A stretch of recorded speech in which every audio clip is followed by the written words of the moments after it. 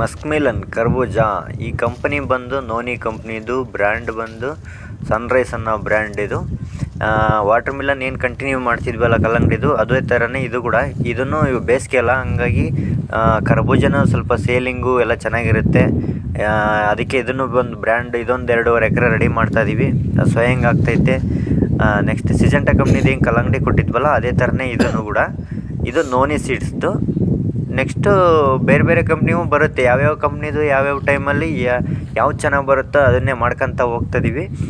ಇದು ಬಂದು ಹೋಲ್ ಒಂದು ಕಲ್ಲಡಿ ಕೊಡ್ತಿದ್ವಲ್ಲ, ಇದು 1 ಅಡಿಗೆ 1 ಹೋಲ್ ಐತೆ, 5 ಅಡಿ ಬಿಡ್ತೈತೆ. ಇದು 2.5 ಎಕರೆಗೆ ಮಾಡ್ತಾ ಇರೋದು ಸನ್ರೈಸ್ ಅಂತ. ಕರ್ಬೂಜದಲ್ಲಿ ಮತ್ತು ಬೇರೆ ಬೇರೆ ವೆರೈಟಿಗಳು ಇದ್ದಾವೆ. ಮಸ್ಕ್ ಮಿಲನ್ನಲ್ಲಿ ಕೊಯ್ನೂರು, ಕುಂದನ್ನು, ಬಾಬಿ, ತ್ರಿಷಾ ಈ ಥರ ಬೇರೆ ಬೇರೆ ವೆರೈಟಿಗಳಿದ್ದಾವೆ. ಅದರಲ್ಲಿ ಇದು ಸನ್ರೈಸ್ ಅಂತ ಒಂದು ಬ್ರ್ಯಾಂಡ್. ಇದು ಬೇಸಿಗೆಯಲ್ಲಿ ಒಳ್ಳೆ ಚೆನ್ನಾಗಿರುತ್ತೆ.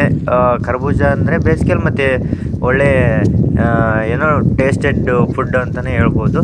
ಇದು ಅದಕ್ಕೋಸ್ಕರನೇ ಇದು ಬೇಸಿಗೆಯಲ್ಲಿ ಮಸ್ಕ್ ಮಿಲನ್ ಕೇಳೋದೇ ಜನ ಜಾಸ್ತಿ ಅಂತೇಳಿ. ಬರೀ ಕಲ್ಲಂಗಡಿ ಅಷ್ಟೇ ಅಲ್ಲ, ಮಸ್ಕ್ ಮಿಲನ್ ಅಂತಲೂ ಒಂದು ರೆಡಿ ಮಾಡ್ತಾಯಿದ್ವಿ. ನೋಡಿರಿ, ಇವತ್ತು ಸ್ವಯಂಗೆ ಆಗ್ತೈತೆ, ರೆಡಿ ಆಗ್ತೈತೆ. ಇದು 1 ಅಡಿಗೆ 1 ಹೋಲ್ ಐತೆ. ಏಕೆಂದರೆ ಬೇಸಿಗೆಯಲ್ಲಿ ಸ್ವಲ್ಪ ಹತ್ತಿರ ಇರಬೇಕು, ಇಲ್ಲ ಸನ್ಬರ್ನ್ ಆಗುತ್ತೆ.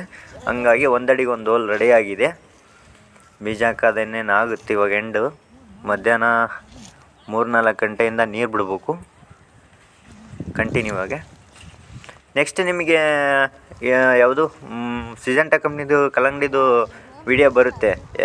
ಸ್ವಯಂಗ ಆಯ್ತಲ್ಲ, ಅದಾದಮೇಲೆ ನೆಕ್ಸ್ಟ್ ಏನಾಯಿತು ಅನ್ನೋದು ಸ್ಪ್ರೇಯಿಂದ ಹಿಡಿದು ಡ್ರಂಚಿಂಗು ಅದೆಲ್ಲ ಮತ್ತು ವಿಡಿಯೋ ಬರುತ್ತೆ.